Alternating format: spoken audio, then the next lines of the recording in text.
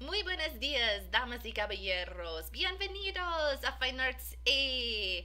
Welcome, everybody. Today we are going to be looking at Unit 7, where we talk about the Middle Ages, the Gothic period, and the Renaissance. An exciting voyage and transition through history.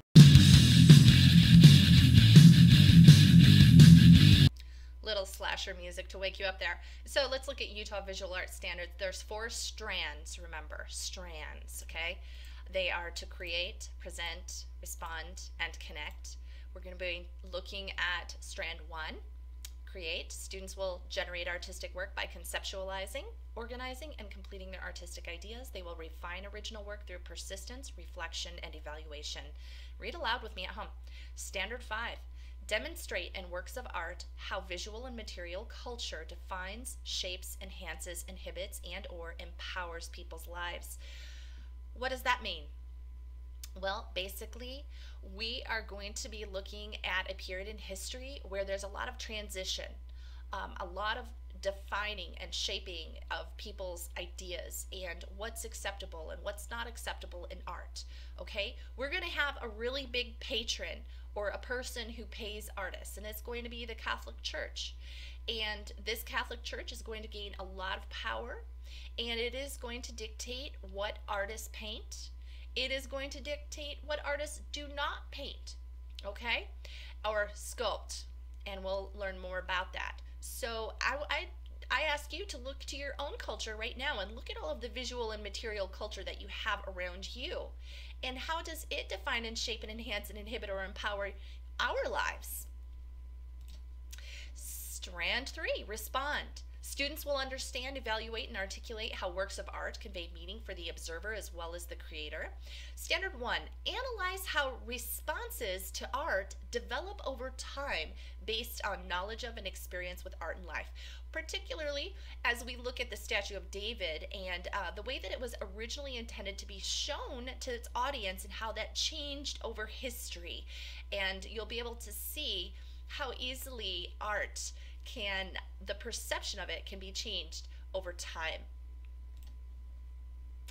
And then, let's see, I think I have one more.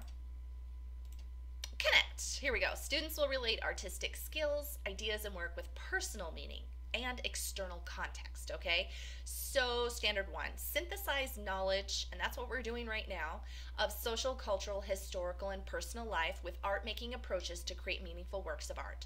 So hopefully you've read the K-12 content, all of those readings. If you haven't, that's okay. This video is going to give you a nice summary of everything, well, maybe not everything, but a lot of things that took place in those readings, okay? You'll get a good synthesis of this knowledge, and you will be able to take what you learn and apply it to project 4, okay? When you are taking this in,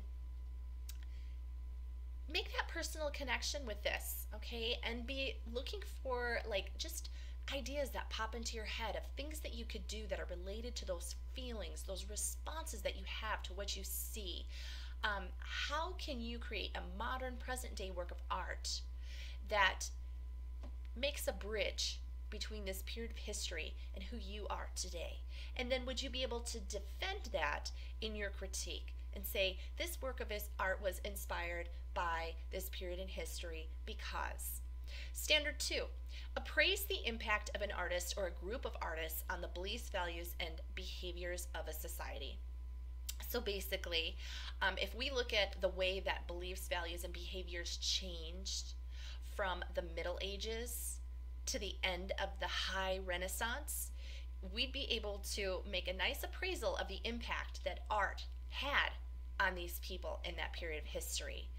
Okay, it's going to be the difference between people feeling completely confined to religious messages of fear, be good or go to hell, and that's all they see. You know, that's art. Imagine you go around and the only kind of billboards, the only advertisements that you see, the only thing that's on TV is religious based. Imagine what that would be like. And then imagine what it would be like if all of a sudden there's this rebirth and you're seeing nudes and pictures of people out luxuriating in a field with angels flying around and everyone's happy and joyful and partying and living it up. Huge difference, right? I think you're starting to get it. So we've got three terms here that are essentially synonymous, okay? We use these interchangeably. Dark Ages, Middle Ages, and Medieval times, okay? Why was it referred to as the Dark Ages? Well, some would say that during the classical period, there was this great period of, enlightenment, education, philosophy, attention to beauty of the human form, perfection, ideal beauty. And then in the Middle Ages, because, there were some rough times, remember, this is Europe, okay? This isn't everybody else in the world. We're talking about Europe here. There's a decline, okay? There are religious wars, there's famine, there's the plague, okay? A lot of really dark things happening in this specific location on the wider planet Earth, right?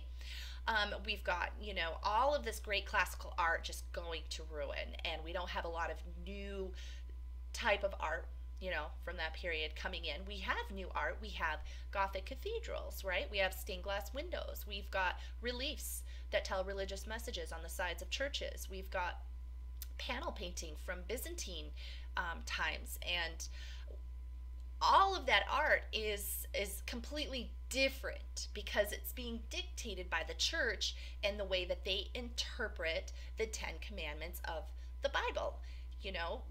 Idolatry. They don't believe in worshiping idols, so they're being very careful about the way that they use art to present their religious message so that it's not confused with idolatry, which is the reason why they're not getting all slick and making it look like this, because they say, well, that's idolatry.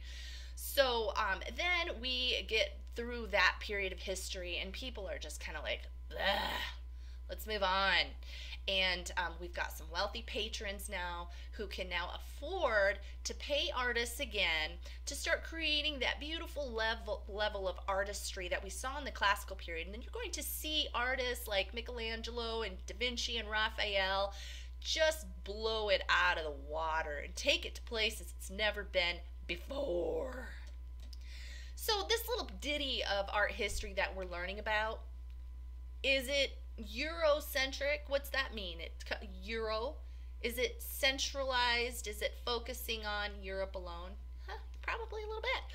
Focusing on European culture or history to the exclusion of a wider view of the world, implicitly regarding European culture as preeminent. And I love this cartoon because it just really shows the way that if we only focus on our own culture or one specific culture, we really are missing a lot.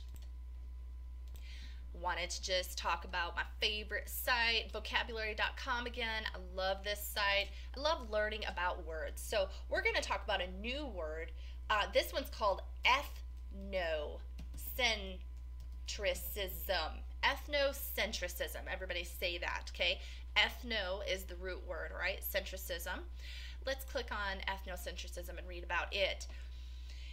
If you refused to bow when greeting a Japanese friend, insisting on shaking hands instead, you'd be displaying your ethnocentrism, or your belief that your own culture is superior to others. Anyone who judges people or traditions based on his own cultural standards is guilty of ethnocentrism. It means believing that the way you're used to doing things is the only right way to do them, and that people or cultures that do things differently are wrong. Ethnocentrism comes from the Greek ethno, or people, and centric, center. So when you put your own people or culture at the center of the world, you're letting your ethnocentrism show. And then I love this site because then it'll have a cool question to see what you know about it. So, which of the following is most likely side effect of ethnocentrism, okay? One of the questions that I had gotten before, or one of the responses was chauvinism, and I thought, you know what, that is another great word, and I'm going to go ahead and take us to chauvinism because it links in with that same concept. And one of the things I want you to take out of having had this Fine Arts A class is I want you to start recognizing when you're being ethnocentric or when you might be chauvinistic. A lot of times we hear male chauvinism, but what does that word really mean? Chauvinism means the belief that your country is superior to all others. If you traveled to China and complained about everything that was unfamiliar and talked about how much better things are back home, you'd be guilty of chauvinism.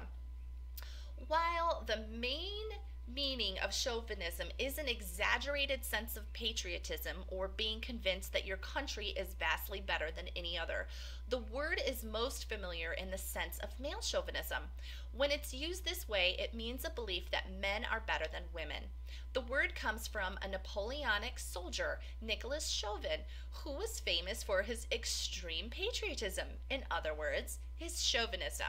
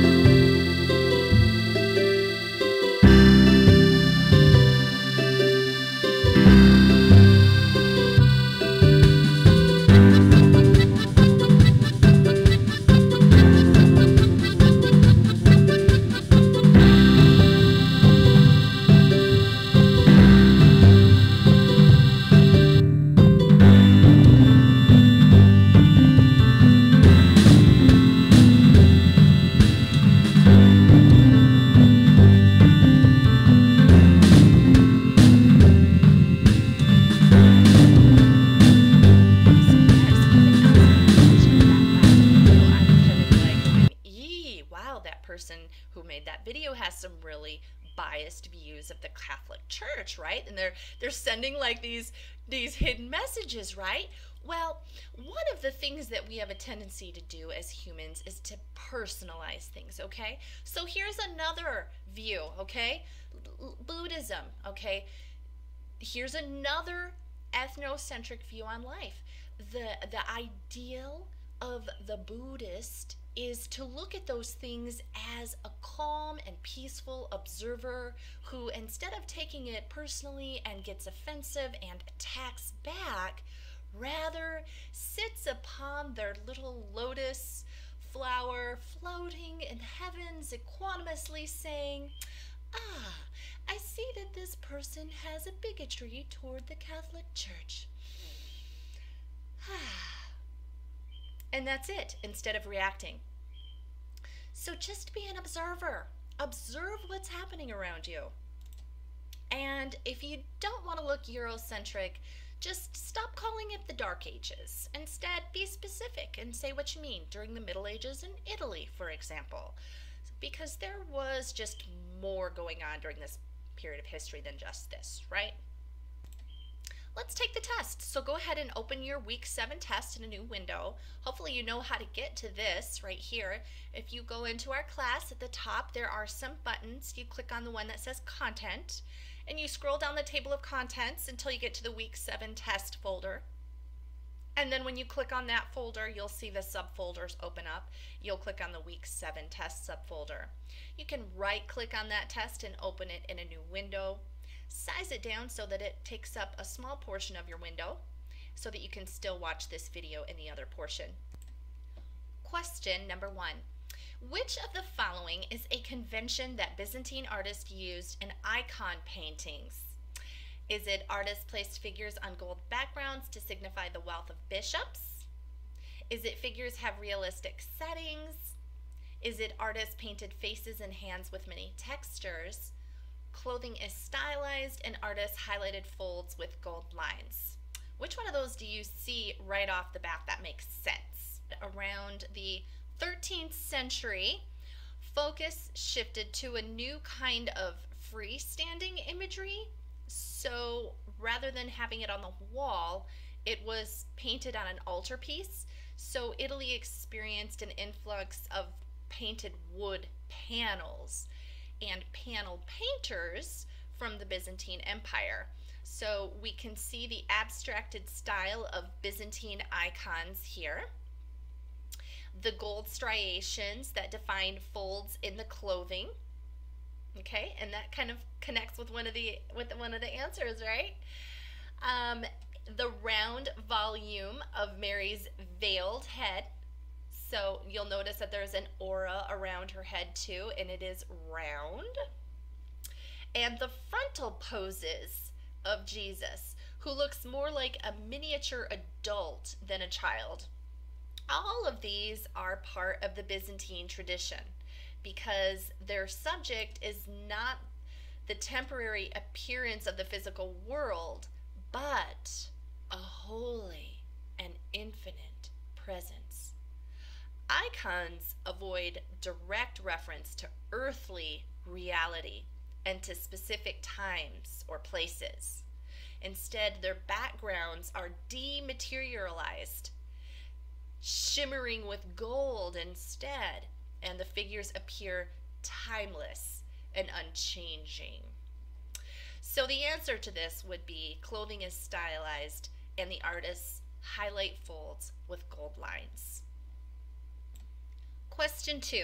Which of the following is a characteristic of portal sculpture on Romanesque cathedrals? Okay, so Romanesque meaning like kind of related to Roman, ancient Rome, right? So that's what Romanesque means. Is it the highly realistic figures are based on Roman conventions? Are the figures highly realistic? It's a little small to see, right? Stories in them teach people about important Roman myths. Do you think this is about Roman mythology? The sculptural figures have accurate scale and proportion. They are carved in high relief, but have an overall flattened appearance. What do you think at first guess? The prospect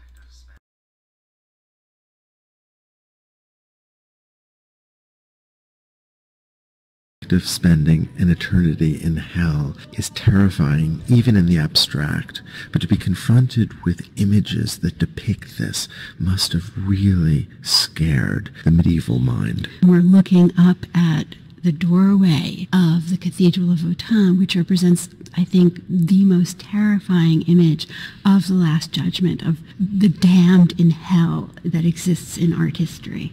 Of course, it also includes heaven, but I think people were probably spending much more time looking and fearing hell. This is a sculpture that is one of the first monumental sculptures to be made in the medieval period. There had been, of course, monumental sculpture in ancient Greece, in ancient Rome, but after the 5th century or so, monumental sculpture really fell away, and this is in part because of the economic and political chaos of the medieval period. But it's at this time, around 1000 or just after, that things begin to stabilize. There's an enormous building boom of churches in Europe during this time, and we begin to see monumental sculpture on the doorways of churches and inside the churches on the capitals. Last Judgment. So we imagine the faithful looking up at this doorway, reading the sermon in stone, as Bernard of Clairvaux said, the story of the Last Judgment. People were illiterate. This was how they learned these stories. So the images really were text, and we are meant to read them. So let's go ahead and do exactly that. So we have the most obvious figure, Christ in the center. He's bigger than everybody else. This is a kind of hieratic organization. The most important figure is largest by far. He's so flat, he's so linear, and there's no concern with the proportions of his body. He's elongated, and we see lines that are carved into the stone to indicate these repeated folds of drapery. So there's real concern with the decorative. He's frontal, he's symmetrical, he's this divine figure, judgment. He stares out past us as if he's on a plane that is completely different from ours. Ways. Well, there is this incredible kind of expressiveness. So we read images of the Last Judgment thinking about Christ's left and Christ's right. So on Christ's left are the damned going to hell, and on his right are the blessed who've been selected for heaven. On Christ's right, at the top, we see the Virgin Mary, who's enthroned in heaven. There's an angel next to her, blowing a trumpet. This literal representation of the weighing of souls, that morality has gravity in some way. Look at that figure who hides in the drapery, those curling, lovely swirls of drapery of St. Michael. That figure is so different from the figures to the right who are being pulled up by hooks by a demon into the fires of hell, who have realized that they're going to spend eternity being tortured. It's pretty bad. It's terrifying. I find the demons much more interesting. So Their the mouths are gaping open. They look just ravenous, as if they're ready to eat those souls. Flattened appearance. Question 3. Which artistic convention was most important to Gothic artists? And this right here is one of those wood panels I was telling you about, depicting figures with lifelike features, showing figures in an earthly setting, associating mankind with biblical figures, communicating a religious message. Which of those makes the most sense to you right now?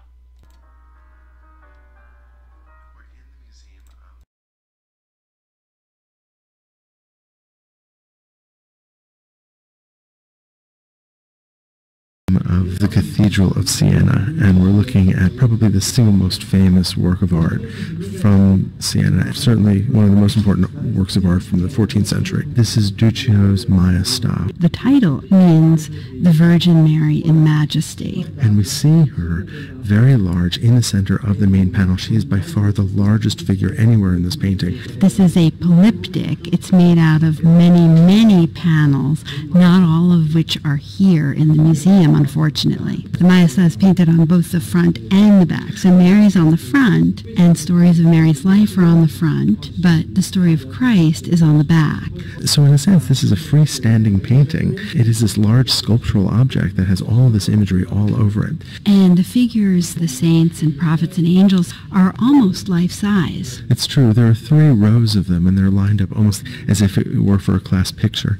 There are 4 local saints in front, and then angels and saints in the second row, and I think an unbroken row of angels in the back. Now, we would have originally seen a predella below. That is a step of small paintings, and then above the large panel, there would have been a series of scenes as well. We think that the predella would have held scenes of the early life of the Virgin Mary, and then above, her death and ascent into heaven. And then there would have been a really elaborate frame. In the previous century, Siena had one. It would have stood exactly on the altar of the cathedral in the crossing just under the dome as you supports the pillars into saintly figures. The frescoes of Gothic churches give us a glimpse of what the painting of this era looked like. Some outstanding examples of Gothic art can be seen in the frescoes and paintings of the Lorenzetti brothers, Simone, Martini, and Giotto. However, illuminated manuscripts, or intricately illustrated books, are the most comprehensive record of paintings from this era, as many of the murals which had formerly decorated churches were replaced with stained glass windows and paintings. Almost all illuminated manuscripts were religious in nature, primarily Bibles and prayer books. Wealthy noblemen paid well for illustrated manuscripts, so many artists engaged in this sort of work. By the end of the 14th century, the discovery of cheaper printing methods made illuminated manuscripts more lightweight, compact, and accessible. The most famous illustrators of illuminated manuscripts were the Lambourg brothers, who are best known for painting Jean de France's Book of Hours. Whereas it used to be common practice for printmakers to copy both the text and the illustrations of illuminated manuscripts instead of creating new ones, the Lambourg brothers' Book of Hours featured original illustrations throughout the book. This book included not only religious illustrations, but historical imagery with subjects like the plague. The Book of Hours features several innovations of Gothic illuminated manuscripts, such as intricate borders, smaller decorative initials, and illustrations at the bottom of the pages filled with text. Gothic art was highly symbolic, and one of the most significant symbols of the time was Christ as a lamb. This metaphor was not a new concept, as the lamb was always seen as the symbol of the ultimate sacrifice, and early Christians equated Jesus to the Good Shepherd who would lead their souls to peace. The lamb is believed to represent the nature of Christ, a gentle and innocent heart who chose to forgive enemies rather than fight. It's not quite as easy to identify decorative Gothic art as it is to spot Gothic architecture with its pointed arches and multi-ribbed pillars.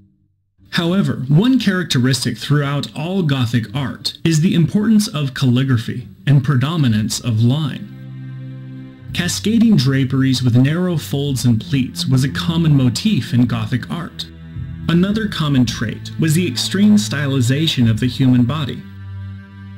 Many of the artworks during this time highlight this tendency, with their high-waisted maidens and slender oval faces. All Gothic art aimed to depict the divine in a rich and dramatic way that would inspire devotion in those who encountered it. Decorative art from the Gothic period includes the statues of saints and gargoyles that filled the Gothic cathedrals, metal chalices and reliquaries, as well as ornately carved picture frames, and diptychs, or paintings on two hinged wooden panels. Although the succeeding Renaissance artists would reject many aspects of the Middle Ages, they saw the importance of architecture in daily life and incorporated many natural themes into their art. They were particularly interested in spatial depth, which led to the development of one-point perspective in painting.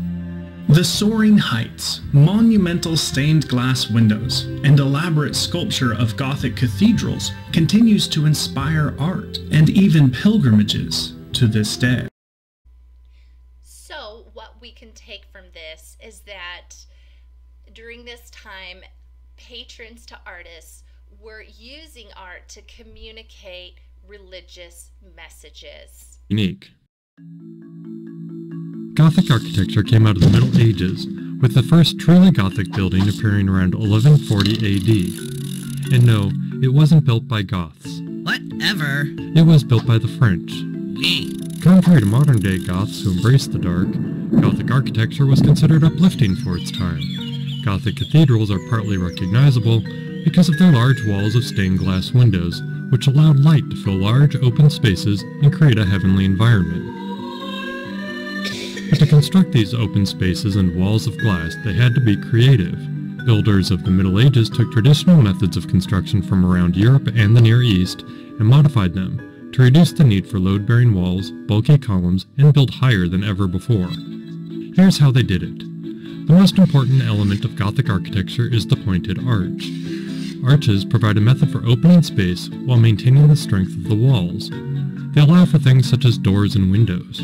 While these guys knew about the rounded arch, the pointed arch is something they imported from the Near East and can be seen in early Islamic architecture such as the Al-Aqsa Mosque. Architects of the Middle Ages borrowed the idea of the pointed arch, knowing it would let them build vertically higher than what was previously possible. This is because the pointed arch was more efficient at distributing the weight of the walls and roof. Remember, these buildings were made primarily of brick and stone and were very heavy. Managing and distributing the weight was really important, and the pointed arch was key in managing it all, especially when these arches were crossed to create a ribbed vaulted ceiling. Vaulted ceilings weren't a new idea either, but because the pointed arch was more effective, so was the ribbed vault. This resulted in a need for fewer columns, and those that were used were taller, thinner, and provided another distinguishing characteristic of Gothic architecture. Helping to disperse the weight carried by the pointed arches was the flying buttress, and something that gives Gothic architecture its unique silhouette. While a regular buttress butted up against the wall and kind of blended in with the masonry, a flying buttress was much more elegant and much more obvious. You see them mostly on the outside of the building as they move the lateral forces across one or more arches. Despite supporting so much weight, the flying buttress disguises the load with an almost magical design. When you combine the flying buttress, pointed arch, slender columns, and ribbed vaulting, you get buildings that looked unlike anything seen before. You have a building that's no longer supported by walls and has a more open interior environment. With the weight of the building taken off the walls, you also have an opportunity to fill them with something other than brick and mortar, resulting in those large windows of stained glass that help define Gothic cathedrals.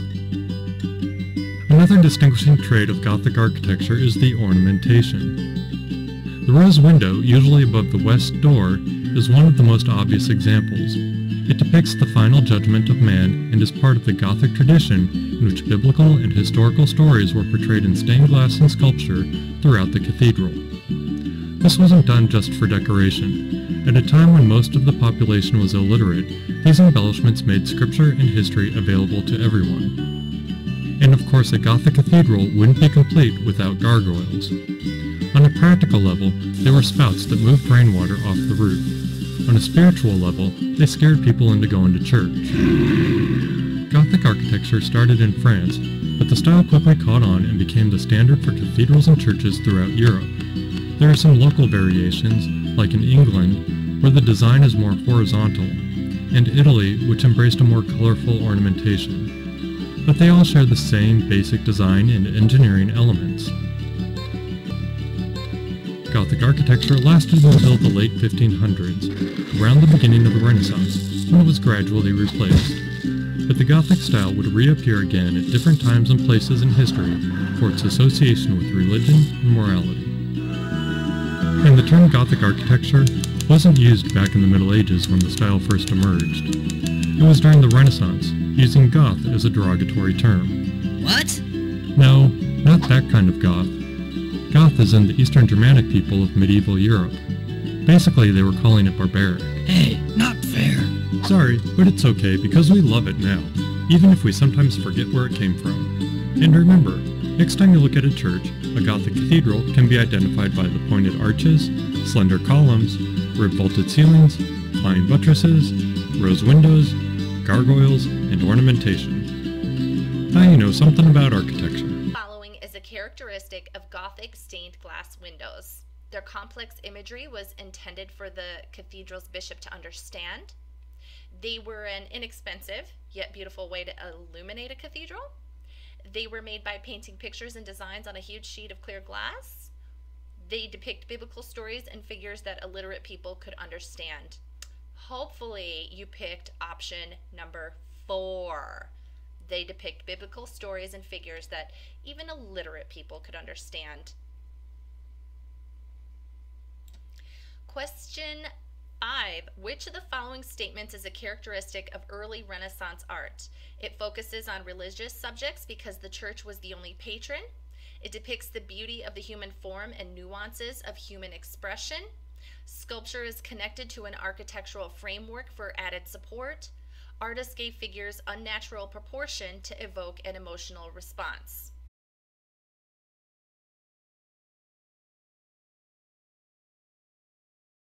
The Renaissance was a time of rebirth and expansion for religious interpretation, scientific discovery, exploration of new lands, and the flourishing of the arts. It was a period between the 14th and 16th centuries that devalued the medieval era before it in favor of a new and brighter era that would draw inspiration from the Greek and Roman traditions of antiquity. A great paradigm shift from the dark medieval times occurred. It would produce innovative thinkers such as Nicholas Copernicus, Desiderius Erasmus, and the Renaissance artists that would become some of the most recognizable and well-loved masters in the world. The Renaissance took place primarily in Italy, but its innovation and ideas reached far and wide. The medieval values that came before it encouraged obedience and faith in authority. The Renaissance was a complete shift and placed high value on knowledge and personal responsibility. The art during this time is known for its realistic scenery, linear perspective, and its innovative light and dark shadowing, known as chiaroscuro. The Renaissance began as a literary movement, with the texts of antiquity being rediscovered, but it was quickly picked up by the visual arts and sciences. Italy's intermingling between math, science, and art during this time led to the discovery of perspective in the arts. Perspective was an achievement that allowed new space to be configured in the paintings. Flat and stacked space was replaced with mathematically accurate images with dimension and depth. One example of a Renaissance painting before three-dimensional perspective is Angolo Gatti's The Coronation of the Virgin. Painted around 1370, the Coronation of the Virgin depicts 6 angels witnessing a central scene of Jesus crowning his mother Mary after her death on earth. The painting is highly detailed and features bright pastel colors and a background of radiant gold. However, the depiction is overall flat and reminiscent of the two-dimensional religious illustrations found in medieval Bibles. Masaccio's Holy Trinity is the earliest surviving painting to use linear perspective to accurately represent an architectural space. A chapel where God, the Virgin Mary, and St. John the Baptist witnessed the crucifixion of Christ. The realism of the painted chapel's depth would have impressed viewers at the time, same as 3D movies do today.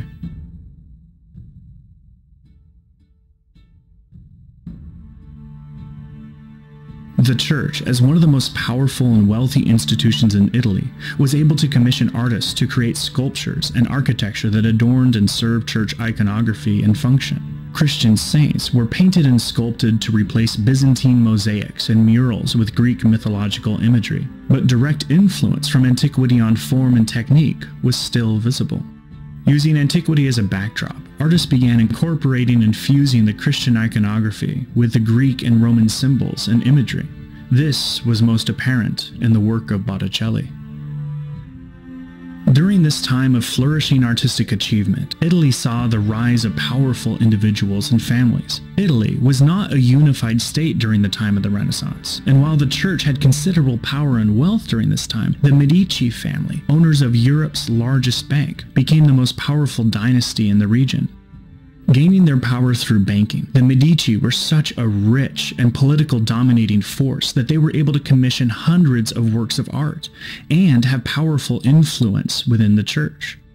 Prominent artists and thinkers sponsored by the Medici family include Masaccio, the painter who perfected and popularized one-point linear perspective, Fra Angelico, Donatello, and even masters like Galileo, Leonardo da Vinci, and Michelangelo.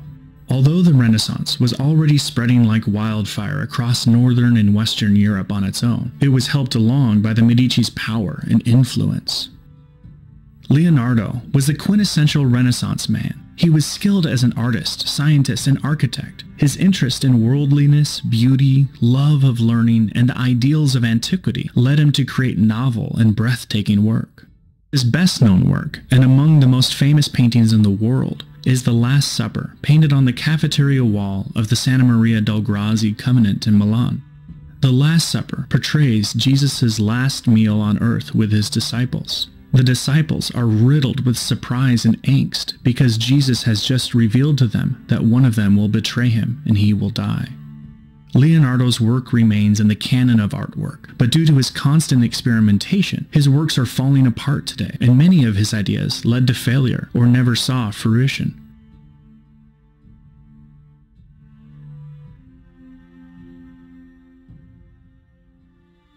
Michelangelo was much like Leonardo, but instead of exploring all avenues, he concentrated his skill in the arts. Although his true passion and ingenuity was put into sculpture, he designed exquisite architecture as well, and made one of the most famous paintings of all time on the ceiling of the Sistine Chapel. The Sistine Chapel took Michelangelo 4 years to complete, between 1508 and 1512. The expansive ceiling features paintings of biblical stories such as Jonah and the whale, Adam and Eve, biblical prophets, the ancestors of Jesus, and God's creation of the world, which includes one of the most famous paintings at the central point of the ceiling, the creation of Adam. The creation of Adam depicts God, a gray-bearded man accompanied by angels, extending his finger to Adam's outreached finger to animate him with life. The Sistine Chapel is a testament to Michelangelo's skillful depiction of intense emotion and advanced understanding of human anatomy. Michelangelo had a distinct style that matched finesse with stunning virtuosity.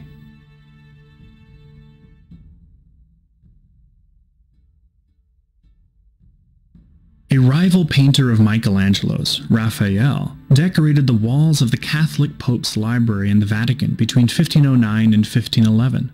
One of these Vatican walls features the School of Athens, Raphael's masterpiece. The School of Athens demonstrates Raphael's mastery of linear perspective in its realistic depiction of an elegant cross-shaped building crowded with philosophers, artists, and patrons. In the painting, philosophers like Plato, Aristotle, Epicurus, and Pythagoras debate philosophical questions and read from philosophy books. Statues of Apollo and Minerva feature prominently in the school, inviting viewers to contemplate the relationship between religion and philosophy. The Renaissance was the beginning of an exploration in style and virtuosity that can be traced through the next 300 to 400 years in the arts. The names of Leonardo da Vinci, Michelangelo, and Raphael still hold sway today, and their work has become standard in the history of the world. The Renaissance set in motion a series of inquiries and discoveries that radically changed the world and ushered in a new way to approach the world. What followed the Renaissance in art was the Mannerist period. Mannerism continued the legacy of the Renaissance through its use of rich, bright colors, religious and mythological subjects, and highly detailed works. However, it moved away from the realism of the Renaissance and towards distorted figures that aimed to emulate otherworldly ideals. The individualistic focus, mathematical and scientific exploration of the Renaissance continues to influence our world today. The Renaissance created a path that led to what we consider modernity and subsequently the contemporary world. Classical period and that natural human beauty. It depicts the beauty of the human form and nuances of human expression. So hopefully you picked that answer. Question 6. Which sentence best describes a characteristic of paintings by early Renaissance artist Perugino? So they have a rational, ordered sense of space with no distracting objects. They are made by using oil paint on canvas, which allows for subtle color variations. They have little contrast in light and dark, so figures appeared flattened. They depict religious figures within a heavenly background. Well, hopefully you chose they have a rational, ordered sense of space with no distracting objects. Question 7. What is a convention that Italian High Renaissance painters often use to create the illusion of depth? High Renaissance, that just means later in the Renaissance period, towards the end of the Renaissance in Italy, okay? That's the only difference. So is it sfumato? Sfumato is when paint is blended. One-point perspective, pyramid configuration, or chiaroscuro. Which of those three makes more sense to create an illusion of depth? Well, it's that 1-point perspective, right? Next, question 8. What role did humanism play in Italian high Renaissance art? Artists painted humans larger than biblical figures to show their importance. Artists downplayed the importance of humans in the world. Artists avoided creating art that had both humans and biblical figures. Or artists depicted religious subjects in earthly settings. Well, it would be Italian high Renaissance artists depicted religious subjects within earthly settings. As we can see, we've got the Virgin Mary in an earthly setting. Whereas, remember, in the Middle Ages, we would see the Virgin Mary without any type of earthly reference, because that would be iconography, and the 10 Commandments was like, that'd be idolatry. You can't have that. So that's the reason why in that Byzantine period, instead you would just see gold in the background and halos. And it would be very flat, not realistic, right? So we can identify this as being Renaissance because of the fact that everything is more realistic, right? And we've got the Virgin Mary in an earthly setting. So question 9, how did late Renaissance artist Parmigianino, you can tell I don't speak Italian, use mannerist characteristics in Madonna with a long neck? Well, there's your clue, right? Parmigianino made distant figures appear far away from the picture plane. Is that true? Yeah, not really. The elegant figures in the painting have elongated proportion. There we go. It's even called the long neck. The composition of the painting is simple and orderly and has symmetrical balance. Whoa, that is not symmetrically balanced. All the weight is over on the left. And Parmigianino placed the figures within a clearly understandable setting and space. No, this is actually kind of confusing. There's a pillar here with a tree and this thing right here that you can't even tell if it's in the distance or close or far away, and there's this drapery. It's actually kind of a complicated, confusing composition. It's not easily understood. So the elongated proportion would definitely be the characteristic of mannerist paintings. Remember, it said when we get into that mannerism, they're going to take it to a different extreme. They're going to elongate figures. They're not going to be proportional. The folds and everything aren't looking as realistic anymore. The colors are different. How does Tintoretto's The Last Supper reflect mannerist conventions? The composition of the painting is complex and has an off-center perspective. It has a symmetrical composition that is created with 1-point perspective. No, it does not look symmetrical at all. Tintoretti modeled the figures and atmosphere using subtle chiaroscuro. Subtle? There's nothing subtle about that. Its figures have natural, relaxed positions. There's nothing relaxing about this. This is a very complex and off-centered composition, and there's so much action going on. There is so much happening in this. There's nothing natural and relaxed about it.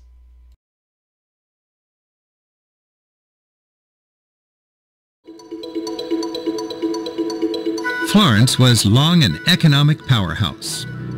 Rather than its church, it's the city hall, once the palace of the Medici family that towers over the main square. Michelangelo's David originally stood here. This is a copy.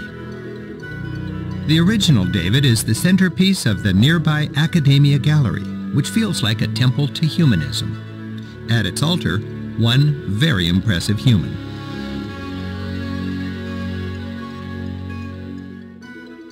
The shepherd boy, David, sizes up the giant.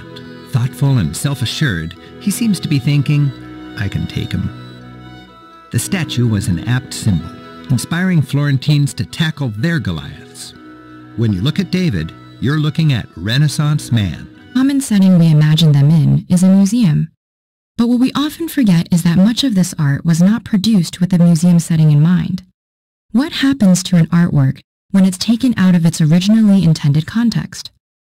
Take the example of Michelangelo's statue of David, depicting the boy hero who slew the giant Philistine Goliath, armed with only his courage and his slingshot. When Michelangelo began carving a block of pure white marble to communicate this famous, the city of Florence intended to place the finished product atop their grand cathedral.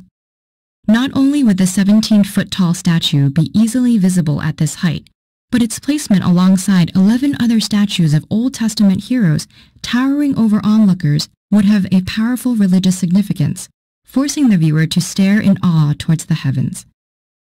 But by the time Michelangelo had finished the work in 1504, the plans for the other statues had fallen through, and the city realized that lifting such a large sculpture to the roof would be more difficult than they had thought. Furthermore, the statue was so detailed and lifelike, down to the bulging veins in David's arm and the determination on his face, that it seemed a shame to hide it so far from the viewer. A council of politicians and artists convened to decide on a new location for the statue, ultimately voting to place it in front of the Palazzo della Signoria, the town hall and home of the new Republican government. This new location transformed the statue's meaning. The Medici family, who for generations had ruled the city through their control of banking, had recently been exiled, and Florence now saw itself as a free city threatened on all sides by wealthy and powerful rivals. David, now the symbol of heroic resistance against overwhelming odds, was placed with his intense stare, now a look of stern warning focused directly towards Rome, the home of Cardinal Giovanni de' Medici. Though the statue itself had not been altered, its placement changed nearly every aspect of it, from a religious to a political significance. Though a replica of David still appears at the Palazzo, the original statue was moved in 1873 to the Galleria dell'Accademia, where it remains today. In the orderly, quiet environment of the museum, alongside numerous half-finished Michelangelo sculptures, overt religious and political interpretations fall away, giving way to detached contemplation of Michelangelo's artistic and technical skill. But even here, the astute viewer may notice that David's head and hand appear disproportionately large, a reminder that they were made to be viewed from below. So, not only does context change the meaning and interpretation of an artwork throughout its history, sometimes it can make that history resurface in the most unexpected ways. It shows the human body as shameful. It depicts a figure in Roman mythology. It actually depicts the figure in a natural contrapposto pose. I hope you got that one right. Question 12. Which is a Renaissance characteristic that is exhibited in Michelangelo's Pietà? A sense of harmony and stability created by the pyramid configuration. What's a pyramid configuration, right? That is when you basically are seeing that pyramidal configuration that we see here. The depiction of figures with lifelike accuracy, regardless of how unflattering their features may be. This isn't necessarily lifelike accuracy. You can see that the limbs are a little long. The hands look huge on Mary. Probably not the most lifelike accuracy. Some idealized beauty, perhaps. A lack of emotional connection between Renaissance artists and religious subjects. No, this is a very emotional religious piece. The influence of ancient Egyptian and Mesopotamian sculpture? No. So I hope you answered. It organizes the figures by using the pyramid configuration for a sense of harmony and stability. Question 13. How did German Renaissance artist Albrecht Dürer transform the engraving process? Dürer invented a special ink that produced highly detailed prints. Dürer added touches of silverleaf to finished prints to enhance the religious appeal. Dürer used fine interlacing lines to connect figures and animals with decorative elements. Or Dürer used thousands of fine lines to create rich textures and values. I got this picture here. It's from like, says 1500s. As far as I'm concerned, this is like a scary picture. I mean, I wouldn't want to hang this on my wall. I really like it. You're a weird individual for liking this stuff. I don't like it. I came to the pawn shop because I have an old print that I had to sell. I don't know really what it is. It looks a little sadistic and it looks a little satanic to me. If I got a couple of grand, I'd be happy. If I got more, it'd be even nicer. Believe it or not, you got something really cool here. This is an engraving by Albrecht Dürer. Actually, he's a pretty famous artist. Do you think that this is an original? It appears to be an original pressing from that engraving. If you can get one from the 1500s in its original state, it's worth $300,000. But this is not 1500. The paper is not right. I'm not really sure about the value. Normally, I'd call my buddy Brett, but he's busy with a new gallery opening, so I'm going to have to take a gamble on the price. How much did you want for it? A couple $1,000. Is it worth that? Maybe it's worth more. I don't know. I'll give you $5,000 for it. How about 6,000? You did think it was worth two. Right.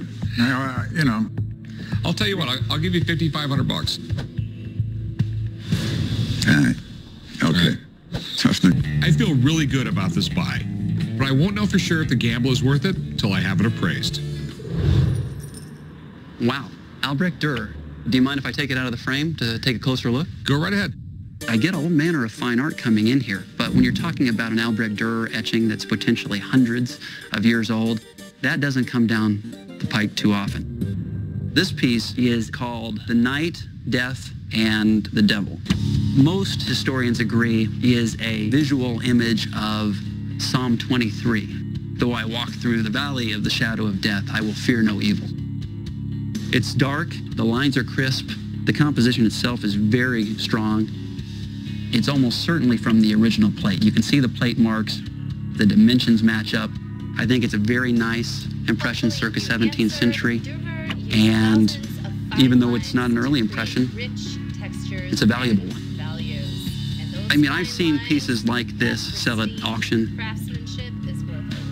anywhere from 20 grand to 50 grand. Yeah.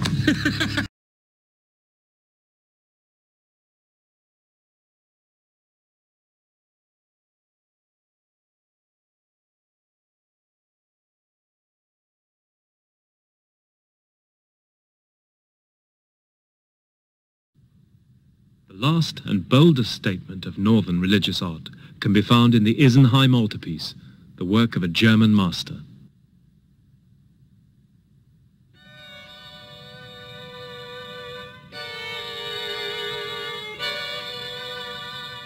This massive altar in 3 stages is by the artist we know as Matthias Grunewald. In many ways, it is the ultimate painting in Christian art. Never again would a painter feel quite so free to express the mysteries of Christian faith, ranging from agony to ecstasy. This altarpiece was painted around 1515 for an Antonite monastery which specialized in the care of skin diseases. The crucifixion is shown with unprecedented impact, in horrific immediacy, like a monstrous affliction, the last word in Teutonic torture.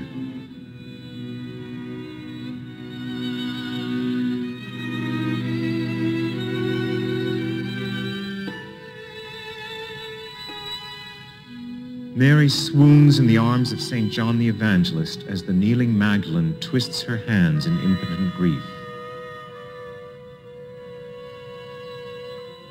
In the wings, 2 healing saints, Sebastian and Antony, stand like living statues. Because the panels of this altarpiece had to be separated, model to understand how it unfolded.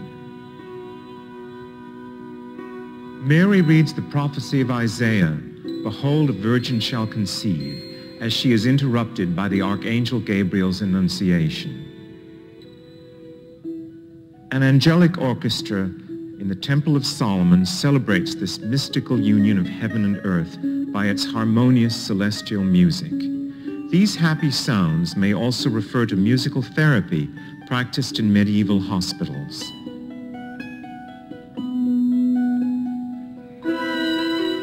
Shown as if defined by light alone, this is the most convincing resurrection ever painted. Prophet of the atomic age, Grunewald conveys a sense of weightlessness as Christ rises.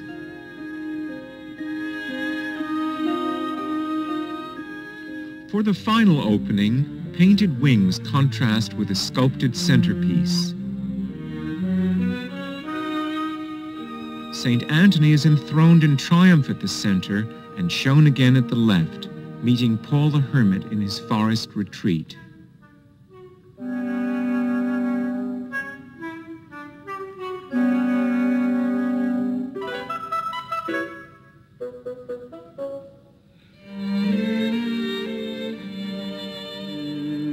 For this scene of St. Anthony's torment and trial in the wilderness, the artist brings back all the irrational, the images of monsters that he saw in medieval art and that of the 15th century.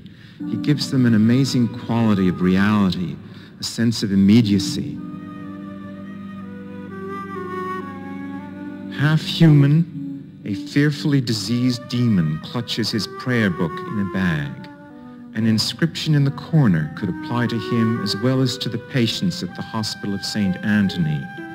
Where are you, good Jesus? Where are you? Why haven't you come to heal my wounds? New classical idealism from Renaissance Italy ended the spontaneous realism and imagination of Grunewald's art. Two new views of Christianity also finished the free inquiry found in his painting.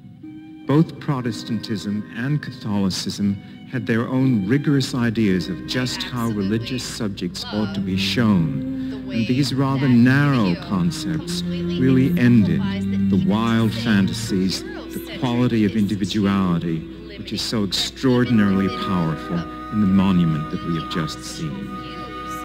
Of the way religion should be expressed. So, which statement best describes a feature of the Eisenheim altarpiece by Matthias Grunewald? It continued a convention of medieval artworks, which was to communicate religious ideas. It uses the Italian Renaissance technique of one-point perspective to create a sense of depth. It depicts figures with idealized proportion and expressions. It incorporated the Italian Renaissance ideal that art should communicate intellectual ideas. Well, I'm hoping that you figured it out. It continued a convention of medieval artworks, which was to communicate religious ideas. So even though there was this Renaissance happening, you know, it wasn't happening everywhere all at the same time in Europe. Question 15. What is a Northern Renaissance characteristic that Pieter Bruegel, the elder of the Netherlands, used in his paintings? Bruegel used egg tempera paint to subtly shade the figures and paintings. Bruegel created scenes with religious symbolism that appeared to church patrons. Bruegel depicted the individual likenesses of people and gave them idealized proportion. Bruegel created complex compositions and used atmospheric perspective to create a sense of depth. What do you think it is? The Return of the Hunters, or Hunters in the Snow. It's this wonderful panel painting from the Renaissance, from Flanders, made for a merchant in Antwerp that had asked Bruegel to make 6 panel paintings, which were study of the labors of the months. This is an idea that goes back to manuscript illumination, back to the medieval period, and this is perhaps the very first time in the history of painting where that idea has been brought to this larger scale. Each one of these paintings represents a different time of year. We're obviously looking at winter here, and we see some hunters returning from their hunt with their dogs, but they haven't got very much to show for their day out hunting. If you look closely, you can see a rabbit just hanging off the back of one of the hunters, but it is a pretty meager catch, and it does give us a sense of the stresses of winter. You can see the footprints that they're leaving in the snow, so there's this real sense of trudging through this deep, snowy landscape. And in the foreground, there is that sense of melancholy as well. Their backs are turned to us, the pack of dogs that follow, their heads are down. There's a sense of them being tired and unsuccessful. But as our eye moves down the hill, and it moves down pretty fast, there's almost no middle ground. All of a sudden, we're down in those icy ponds. Then we see a different side of winter. We see playfulness, and in fact, this painting is full of the activities of winter. So we're not just looking at a lovely landscape, but a landscape that is given meaning by the activities of the people that inhabit it, by their daily routines. In fact, that idea is an ancient one and comes from Virgil. Bruegel's patron may well have been thinking about Virgil when he commissioned this series, this notion of painting a landscape that is given meaning by the labors of the people within it. although the image seems as if it is a moment in time, in fact, the painting is carefully composed. Our eye follows the hunters down the hill, which is given rhythm by those trees, and then my eye wants to ride down to that frozen pond where we see a woman pulling somebody else on a little sleigh. Yeah. And then I want to go by those black crows, and under those arches, there's that lovely woman just above who's carrying perhaps some firewood, and then beyond that, we see lots of play taking place. We do. We see people pulling each other on the ice, children playing and chasing each other, a man about to hit a ball with a stick on the ice, playing kind of ice hockey for the 16th century. And then perhaps actually somebody who's fallen, whose hat has fallen off. And this is really typical of Netherlandish painting, this idea of giving us a lot of visual information, a lot of things to look at, small little narratives, so that we can patiently discover more and more. Think about the time that this is made. This is the Renaissance. And in Italy, there's an attempt at this moment to perfect, to isolate the most ideal moments. And it's so different from Northern painting, which is concerned with these almost literary narratives. And the everyday, the mundane. But it is still interested in finding meaning that comes from the multiplicity of human activities, no matter how prosaic. Our eye also can soar through the painting. And much like the birds that we see. That's exactly what I was thinking. We have the birds who soar through this space, even into the very distant hills that are a reminder that Bruegel had actually made his way from Northern Europe across the Alps to Italy. But unlike some of the other Northerners who made that trip, he doesn't come back with the latest traditions of the Italian Renaissance painters. Instead, he seems to be caught in the landscape. Look at that beautiful Alpine vista that we have in the upper right. There's nothing like that in the Netherlands. Yeah. There's nothing like that in Flanders. Right. When Bruegel made his trip down to Italy, what he seems to have most been impressed with were the Alps. And so this is a good reminder that what we're looking at is not an actual view, for example, that Bruegel saw out his window, but a composed, partially imagined, composite landscape activated by these human figures. The landscape feels frozen and harsh, but it's warmed by its human inhabitants. Question 16. Which of the following is a late Renaissance mannerist characteristic, mannerism, remember, we talked about that a while back, that El Greco of Spain incorporated into his paintings? Is it the depiction of people with lifelike proportion? Ooh, hopefully you remember that that was one of the characteristics of mannerism. Remember how everything was elongated? Or the creation of highly static compositions? Static means still. This is a dynamic composition. Look at all of the diagonal lines up at the top. There's a lot going on. The use of subtle highlights and shadows, or the use of color to communicate emotion. Originally an orphanage and hospital, today its wards house 16th century art, including a superb collection of El Greco paintings. His work mixes influences from all three of his places of residence, icon-like faces from his Greek homeland, bold color and twisting poses from Italy, and the almost mystical spirituality from Catholic Spain. El Greco painted supernatural visions, elongated saints stretched between earth and heaven. He painted souls, not bodies. Faces flicker like candles. Thoroughly modern in its disregard of realism, his art feels contemporary even today. Imagine you're at the burial of the good Count right here in this chapel. He was so holy, 2 saints even came down from heaven to help out. The funeral is attended by Toledo's leading citizens. Each face is a detailed portrait. El Greco paints himself looking out at us, drawing us into the scene. The boy in the foreground, pointing to the 2 saints, is El Greco's son. The Count's soul, symbolized by a ghost-like baby, rises up through the mystical birth canal to be reborn in heaven, where he's greeted by Jesus, Mary, and all the saints. A spiritual wind blows as colors change and shapes stretch. Jesus points to St. Peter, who controls the keys to the pearly gates. 17. The painting's subtitle, Such is the Reward for Those Who Serve God and His Saints. By Sandro Botticelli and Albrecht Dürer. Is it Botticelli depicted a scene from classical mythology, while Dürer idealized his image and used many details? Is it Botticelli used oil paint adding numerous layers to create depth, while Durer uses egg tempera to create a velvety sheen? Is it Botticelli's painting uses Roman Catholic symbols, while Durer's painting uses Protestant symbols? Is it Botticelli used sfumato to create a soft shaded effect, while Durer used it atmospheric perspective? Well, hopefully you can analyze these two paintings and use a process of elimination. There's a couple of different answers you might come up with. Botticelli's figure has natural shading and a somewhat realistic background with the leaves. It does look realistic here on the ground especially, while Durer's figure does have that ideal beauty and many details. If we zoomed in, you would see all of the beautiful details that are painted in, the fur, everything. And also, Botticelli depicted a scene from classical mythology, not religion.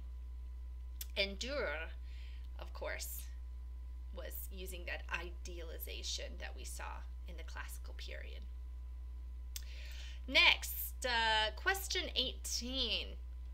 What is one similarity between these sculptures by early Renaissance sculptor Donatello on the left and high Renaissance sculptor Michelangelo on the right? They depict the story of David and Goliath and show David victorious after having slain Goliath. The sculptures made them both larger than life to impress viewers with a sense of might. They have accurate proportion without idealization, or they both have the contrapposto pose as seen in classical sculpture. Well, hopefully you're getting the point. That contrapposto pose is pretty important, people. Don't forget it. Leaning on one leg, shoulders at an angle to the hips. Contrapposto looks very relaxed, yet dominating. So, click submit on your test. How did you do? If you didn't get a perfect score, check to see which questions you missed in the feedback. Scroll through the video and rewatch to find the answers. Retake the quiz. Get an A.